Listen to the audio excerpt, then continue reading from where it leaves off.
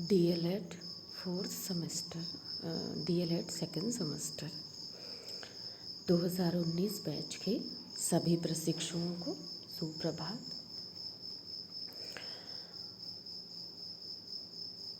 आशा है आप लोग सभी स्वस्थ होंगे और अपने विषय की तैयारियां कर रहे होंगे। पिछले टॉपिकों में हमने कई बिंदुओं पर चर्चा की थी। आज उसी के क्रम में आपके सिलेबस के अकॉर्डिंग हम लिंग परिभाषा, भेद और उदाहरण और वचन, जो लिंग और वचन दो चीज़ें हैं, इस पर चर्चा करेंगे। पहले हम देखते हैं कि लिंग क्या है। लिंग से तात्पर्य भाषा के ऐसे प्रावधानों से है जो वाक्य के कर्ता के स्त्री पुरुष निर्जीव होने के अनुसार बदल जाते हैं। जैसे हिंदी में लिंग दो प्रकार के हैं, पुल्लिंग तथा स्त्रीलिंग, जबकि संस्कृत में ये तीन प्रकार के हैं, पुल्लिंग, स्त्रीलिंग और नपुंसक लिंग। ठीक है। अगर हम उदाहरण देखें, मोहन पढ़ता है, पढ़ता का रूप पुल्लिंग है, इसका स्त्रीलिंग रूप होगा पढ़ती है। जैसे गीता गाती है, यहाँ जो गाती है ये स्त्रीलिंग के लिए संबोधित कर रहा है। अब अगर हम लिंग को एक परिभाषा में बद्ध करते हैं तो हम कहेंगे कि जो वह संज्ञा शब्द जो स्त्री जाति और पुरुष जाति का बोध कराए उसे लिंग कहते हैं। यानी कि एक ऐसा संज्ञा शब्द जो स्त्री या पुरुष का बोध कराता है उसे हम लिंग कहते हैं।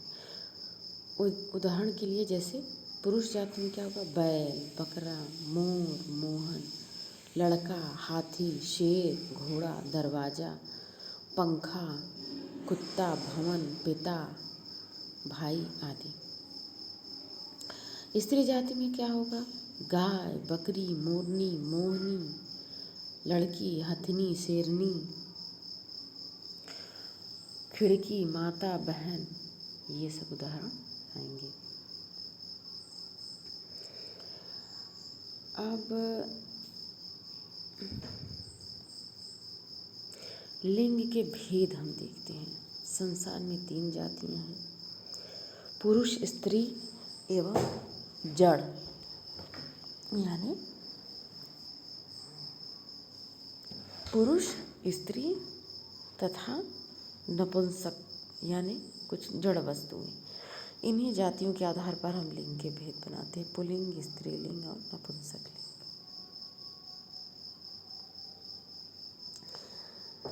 पुल्लिंग जिन संज्ञा के शब्दों से पुरुष जाति का पता चलता है उसे पुल्लिंग कहेंगे।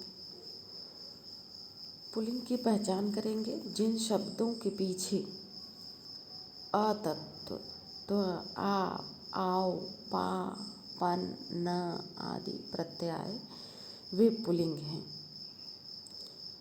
जैसे मन, तन, वन, शेर, राम, कृष्ण, सतित्व, देवत्व, मोटापा, ये सब उदाहरण। पर्वतों के नाम देखें, जैसे Himalaya, Himachal, Vindhyachal, Satpura, Alps, Ural, Kanchenjunga, Everest, Fujiyama, Kailash, Malayanchal, Mount Everest. ऐसे दिनों के नाम क्या हैं, सोमवार, मंगलवार, बुधवार, वीरवार, शुक्रवार, शनिवार, रविवार।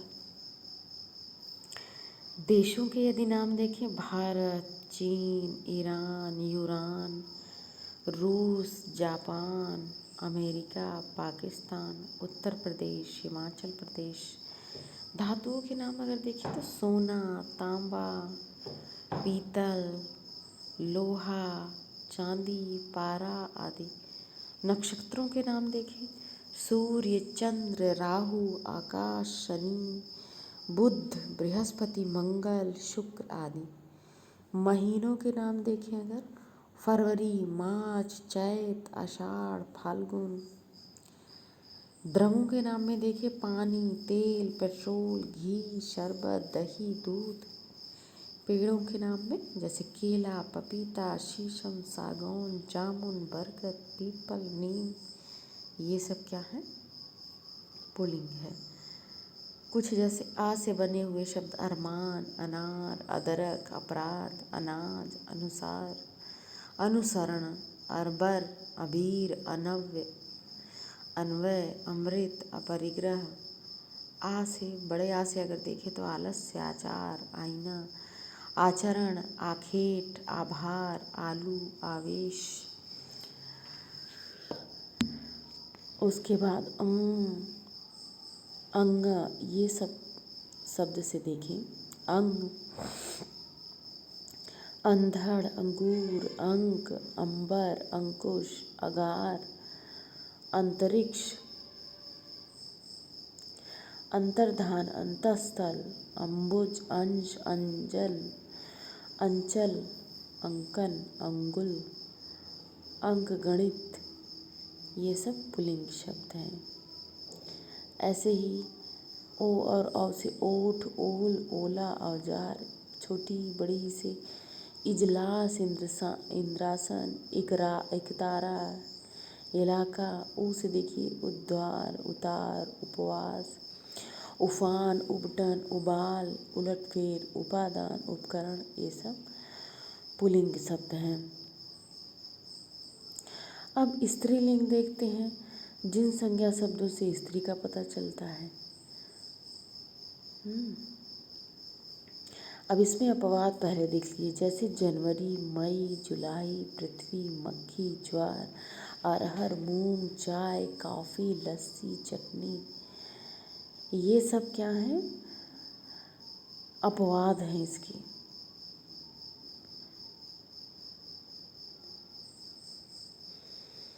अब स्त्रीलिंग देखें, पहचान कैसे की जाती है। जैसे ख, ट, वट, हट, आनी आदि आए तो वे सभी स्त्रीलिंग होते हैं। जैसे कड़वाहट, आहट, बनावट, शत्रुता, मूर्खता, मिठाई, छाया, प्यास, ईख, भूख, ये सब वर्ड जो है स्त्रीलिंग के हैं। अब आता है दूसरी चीज़, वचन क्या होते हैं। वचन का शाब्दिक अर्थ संख्या वचन होता है। संख्या वचन को ही वचन कहते हैं। वचन का एक अर्थ कहना भी होता है। संज्ञा के जिस रूप से व्यक्ति किसी वस्तु के एक से अधिक होने का या एक होने का पता चले, उसे वचन कहते हैं। अर्थात संज्ञा के जिस रूप से संख्या का बोध हो, उसे वचन कहते हैं। संज्ञा, सर्वनाम, विशेषण और क्रिया के जिस रूप से हमें संख्या का पता चले, उसे वचन कहते हैं। वचन के भेद होते हैं कितने? संस्कृत में ये 3 प्रकार के होते हैं,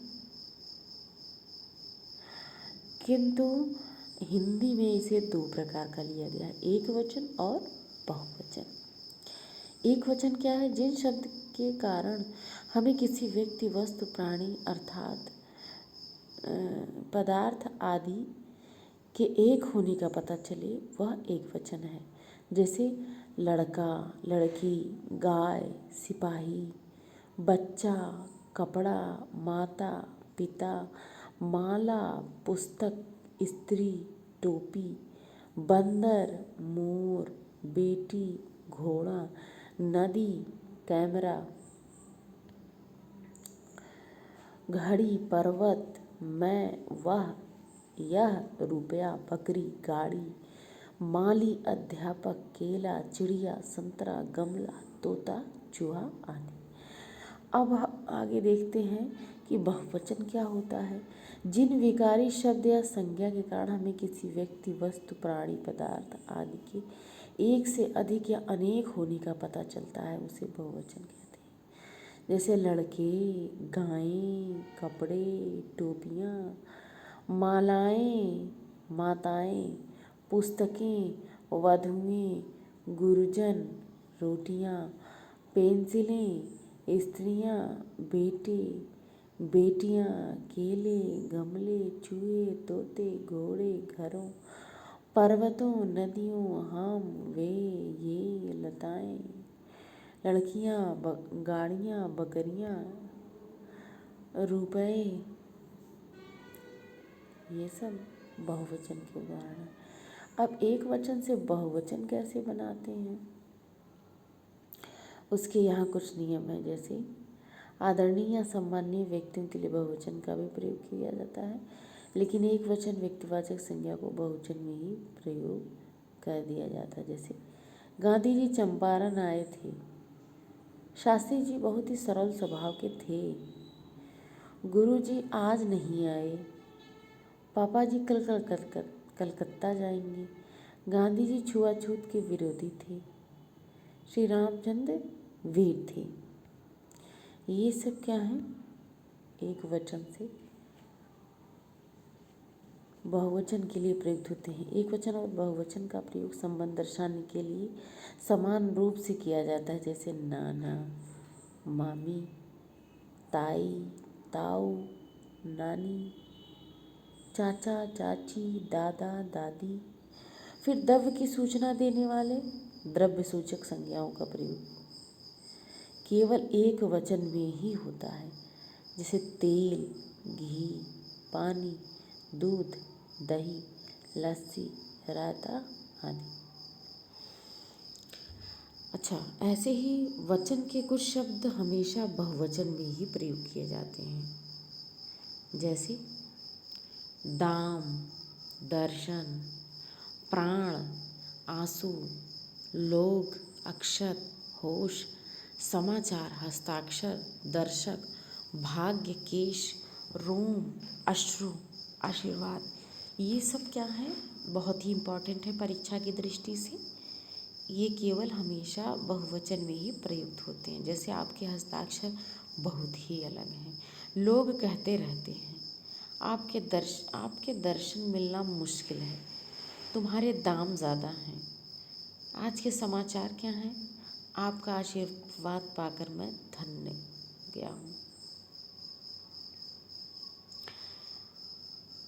वचन में पुल्लिंग के इकारांत, उकारांत एवं उगारांत शब्दों का प्रयोग दोनों वचनों में समान रूप से किया जाता है। जैसे एक मुनि, 10 मुनि, एक डाकू, 10 डाकू, है ना। कभी कभी कुछ लोग बड़प्पन दिखाने के लिए वह और मैं की जगह पर वे और हम का प्रयोग करते हैं। जैसे मालिक ने नौकर से कहा कि हम मीटिंग में जा रहे हैं। जब गुरुजी घर आए तो वे बहुत खुश थे।